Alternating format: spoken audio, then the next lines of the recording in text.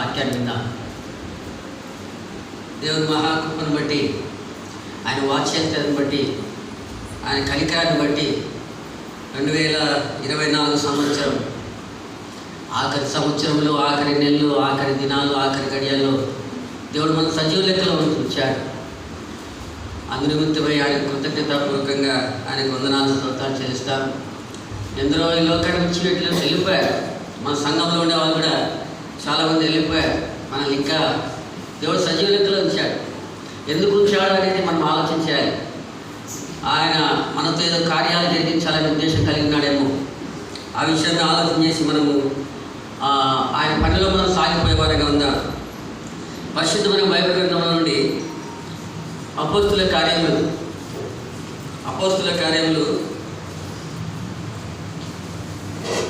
20 అధ్యాయం 17వ వచనం చదువుతున్నాను. 17వ వచనం. అతడు మిలేతు నుండి ఎఫెసునకు వర్తమానం పంపి సంఘపు పెద్దలను పిలిపించెను. వారు తన యొద్దకు వచ్చినప్పుడు అతడు వారితో ఇట్లనెను, నేను ఆసియాలో కాలు పెట్టిన దినము నుండి ఎల్లకాలము మీ మధ్య ఎలాగూ నడుచుకుంటునో మీరే ఎరుగుదురు. యూదుల కుట్ర వలన నాకు శోధనలు సంభవించినను కన్నీళ్లు విడిచుచు పూర్ణమైన వినయ భావంతో నేను ఎలాగునా ప్రభును సేవించుచుంటునో మీకే తెలియదు. చిన్న ప్రార్థన చేస్తున్నా. ప్రేమగల పరలోకపు తండ్రి, మహిమగల మహారాజానికి స్తోత్రాలు. చదువుకున్న వాక్యాన్ని దీవించి ఆశీర్వించండి ప్రభువా. అల్పుడను అయోగ్యుడను జ్ఞానమే నన్ను నైనా తండ్రి మీరు మీరే మాట్లాడి ఆశిస్తారని, మీరు మాట్లాడితే మీరు నైనా మీరు మాట్లాడితే క్షేమం ప్రయోజనకరం నైనా మీరు మాట్లాడుతారని ఆశిస్తూ ఈ కోరికంతటి ఘనంగా జరిగించమని యేసుక్రీస్తు పరిశుద్ధమైన నామంలో ప్రార్థించి అడిగి పెట్టుకుంటున్నాము తండ్రి, ఆమేన్. ప్రభునందు ప్రియమైన సహోదరి సహోదరులారా, మనం చదువుకున్న భాగంలో అపోస్తుడైన పౌలు గురించి మనం జ్ఞాపకం చేసుకుంటున్నాం. పౌలు గారు పంపబడిన అపోస్తుడిగా మనం చూస్తున్నాం. పౌలు భక్తుడిగా మనం చూస్తున్నాం. పౌలు సేవకుడుగా మనం చూస్తున్నాం. పౌలు ప్రార్థనాపరుడుగా మనం చూస్తున్నాం. పౌలు గొప్ప సువార్త పరిచయం చేసే పౌలుగా మనం చూస్తున్నాం. పౌలు జీవితంలో అనేకమైన విషయాలు మనం నేర్చుకోవచ్చు. ఆయన దేవుడు స్తుతించిన స్తుతులు మనం ధ్యానం చేసుకోవచ్చు. ఆయన ప్రార్థన చేసిన ఆ ప్రార్థనలు కానీ మనము ధ్యానం చేసుకోవచ్చు. అయితే మనం చదువుకున్న భాగాన్ని ఆలోచన చేసినట్లయితే పౌలు గారు కాచిన కన్నీరు గురించి మనం ధ్యానం చేయబోతున్నాం. పౌలు గారు కన్నీరు కార్చినట్టుగా మనం చూస్తున్నాం. పౌలు కన్నీరు కార్చాడు. ఏ సమయంలో కన్నీరు కార్చాడు, ఆయన ఏ సందర్భంలో కన్నీరు కార్చాడు అని, ఎంతగా కన్నీరు కార్చాడు, ఆ పౌలు గారు ఎవరి కొరకు కన్నీరు కార్చాడు, దేని కొరకు కన్నీరు కార్చాడు అనే విషయాలు మనం జ్ఞాపకం చేసుకోబోతున్నాం. అపోస్తలుడైన పౌలు గారు కన్నీరు కార్చాడు. ఆయన బోధించడంలో కన్నీరు కార్చాడు. ఆయన ప్రార్థించడంలో కన్నీరు కార్చాడు. ఆయన ప్రభు సేవ చేయడంలో కన్నీరు కార్చాడు. ఆయన సువార్త పరిచయం చేయడంలో కన్నీరు కార్చాడు. ఆయన బుద్ధి చెప్పుటలో కన్నీరు కార్చాడు. ఆయన హెచ్చరించడంలో కన్నీరు కార్చాడు. అనేక విషయాల్లో ఆయన కన్నీరు కార్చినట్లు మనం చూస్తున్నాం. ప్రభునందు ప్రియమైన సహోదరి సహోదరులారా, ప్రభు యేసుక్రీస్తు వారు కూడా కన్నీరు కార్చినట్లు మనం చూడగలం కదా. హెబ్రీ పత్రిక 5వ అధ్యాయం 7వ వచనం చూస్తే, శరీరధారి అయిన దినాల్లో ఆయన అంటే ఆయన సంపూర్ణంగా మానవుగా ఉన్న దినాల్లో, ఆయన సంపూర్ణ మానవుడు, సంపూర్ణ దైవత్వం కలిగిన ప్రభు ఆయన శరీరధారిగా ఉన్న దినాల్లో మహారోదనతోనూ మహా కన్నీళ్లతోనూ ఆయన ప్రార్థన చేసినట్టుగా మనం చూస్తున్నాం. ప్రభు యేసుక్రీస్తు వారి సేవా పరిచర్య కన్నీటి సేవా పరిచర్య.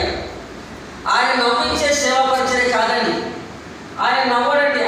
ఆయన నవ్వినట్లు ఎక్కడ కనబడు ఆయన నవ్వినట్లు ప్రభు యేసుక్రీస్తు వారు. ఆయన పరిచర్య కన్నీటి పరిచర్యలే. కన్నీటితో పరిచర్య చేసేవాడుగా కనబడుతున్నాడు.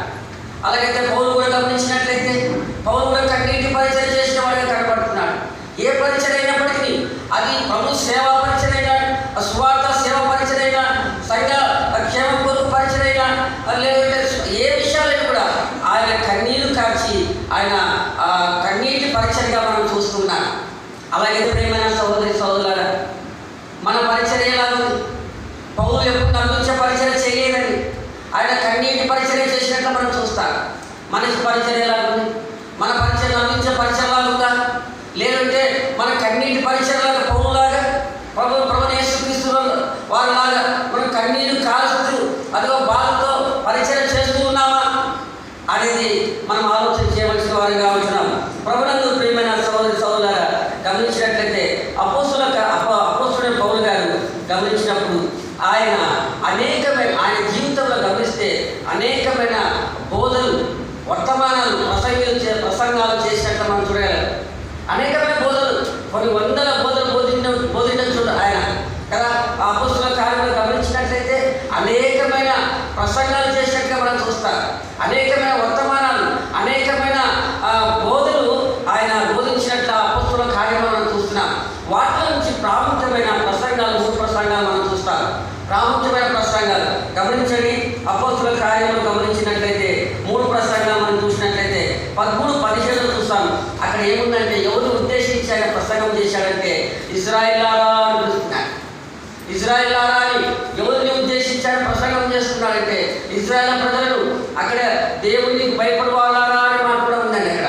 అంటే దేవునికి భయపడే వారి గురించి, వారిని ఉద్దేశించి, ఇశ్రాయేలు ప్రజలను ఉద్దేశించి, దేవుని ప్రజలను ఉద్దేశించి, దేవునికి భయపడే వారిని ఉద్దేశించి ఆయన ప్రసంగం చేసినట్టుగా, మొట్టమొదటి ప్రసంగం ఆయన చేసినట్టుగా మనం చూస్తున్నాం.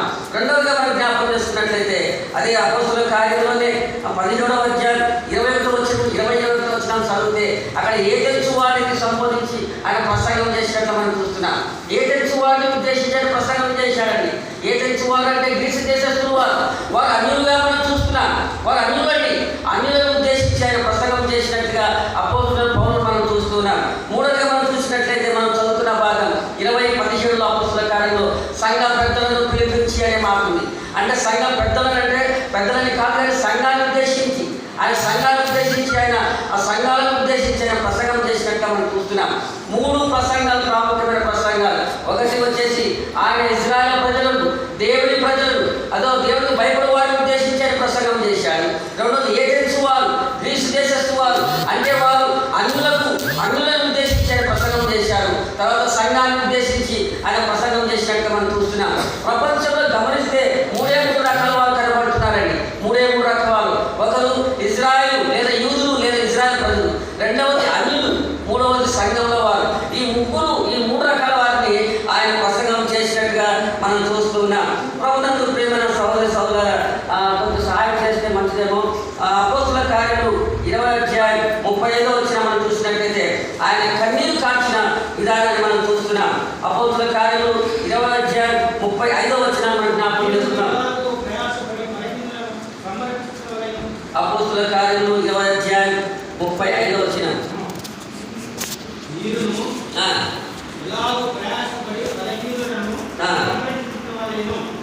బలహీనులను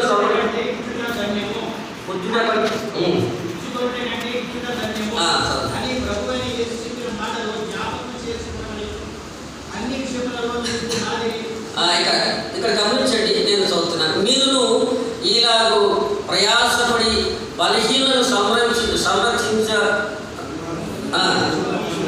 అని పుచ్చుకొనుట కంటే ఇచ్చుట ధన్యము అని ప్రభువైన యేసు చెప్పిన మాటలు జ్ఞాపకము చేసుకోవడం వల్లని అన్ని విషయంలో మీకు మాదిరి చూపించినని చెప్పారు.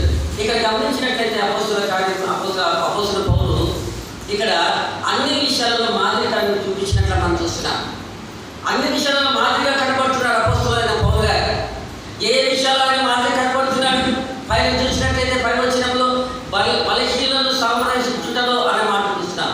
బలహీనులను సంరక్షించడం అంటే బలహీనులు సంరక్షించడం అంటే కాపాడుటలో. బలహీనులు అంటే వాళ్ళు ఎవరు? శారీరక సంబంధంగా కావచ్చు, ఆత్మ సంబంధమే కావచ్చు, ఏ విషయంలో కూడా ఆ కాపాడుటలో మాదిరి చూపిస్తున్నాడు అపోస్తలుడైన పౌలు. రెండవది చూసినట్లయితే ఆయన పుచ్చుట కంటే ఇచ్చుట ధన్యము అంటున్నాడు. అంటే చేయి చాపుటలో ఆయన మాదిరి చూపిస్తున్నాడు. ఆయన ఇచ్చుటలో మాదిరి చూపిస్తున్నాడు. చేయి చాపుటలో మాదిరి చూపిస్తున్నాడు. ఆయన దాతృత్వంలో మాదిరి చూపిస్తున్నాడు. అంత మాత్రమే కాదు కానీ 18వ వచనం మనం చదువుకుంటే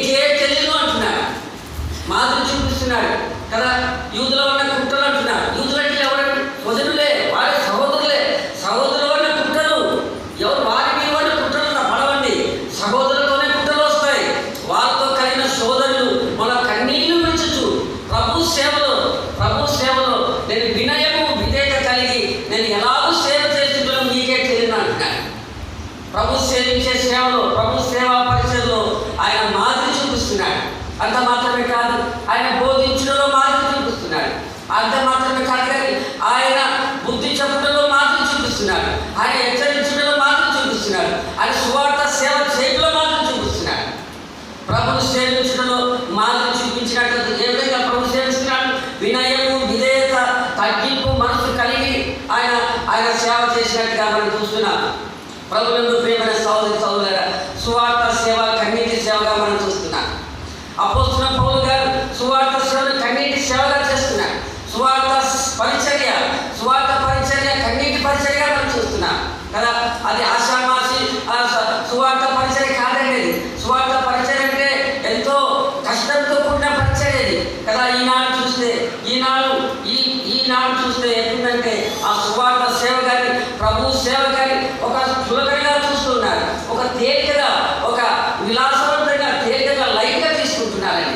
సువార్త సేవలంటే లేదంటే ప్రభు సేవలంటే నిజంగా ఆ ప్రభు సేవలో ఒక బాధ్యాలు ఉండవండి.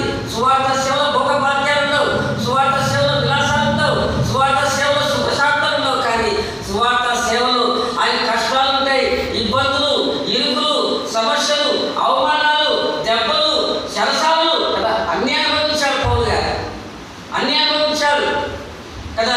గమనించండి ప్రియమైన వాళ్ళ, కష్టపడి ఆ సువార్త ప్రకటించడంలో అంత భోగభాగ్యాలతో కూడింది కాదు, కానీ అది కష్టాలతో కూడిన పరిచర్య, కన్నీటితో కూర్చిన పరిచర్య. అది పౌలు చేసినట్టు మనం చూస్తున్నాం కదా. మన సంఘంలోనే మన పితరులు చాలా కష్టపడి సంఘాలు కట్టారండి. మన పితరులు చాలా కష్టపడి సంఘాలు కట్టారు.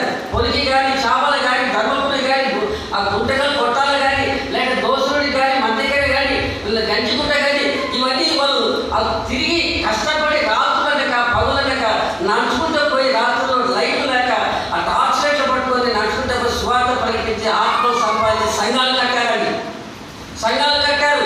ఇప్పుడు ఆ సంఘాలను ఏమైపోయో తెలియదు, కానీ మిగిలిన 2 సంఘాలు మిగిలినాయండి. ఒకటి పొలికి చేపలు, ఆ చేపలు కూడా అస్తమస్తంలో ఉంది, అది ఏమవుతుందో తెలియదు, ఆ పరిస్థితిలో ఉంది ఆ చేపలు కూడా. ఎందుకు ఇదంతా? ఏది భారం? పౌరుకున్న భారం ఎక్కడ? పౌరుకున్న ఆ భారము బాధ్యత ఎక్కడ కదా. పౌరు ఆ కష్టంతో, ఆ దెబ్బలతో, అవమానాలతో, ఆ నిందలతో సువార్త సేవ చేసి అదిగో ఆ సువార్త సేవ ఆ విధంగా చేసి ఆత్మ సంపాదించిన వాడిగా మనం చూస్తున్నాం. చదవండి, మనం ఒక మాట మనం ఆయన కాల్చిన కన్నీరు చూసినట్లయితే అపోస్తుల కార్యములు గమనించండి. అపోస్తుల కార్యములు చదువుదాం. 20వ అధ్యాయం 30వ వచనం చదవండి. అపోస్తుల కార్యం 20:31. పౌలు కన్నీరు కాల్చినట్టుగా మనం చూస్తున్నాం అక్కడ. 3 సంవత్సరములు రాత్రింబవళ్ళు కన్నీరు విడుచుచు ప్రతి మనిషికి మానగా బుద్ధి చెబుతున్నని మీరు జ్ఞాపకం చేసుకొని మెలుగుగా ఉండండి. చెప్తా చూడండి, గమనించండి. అపోస్తుల పౌలు కన్నీరు చూడండి, ఆయన కన్నీరు కారుస్తున్నాడు.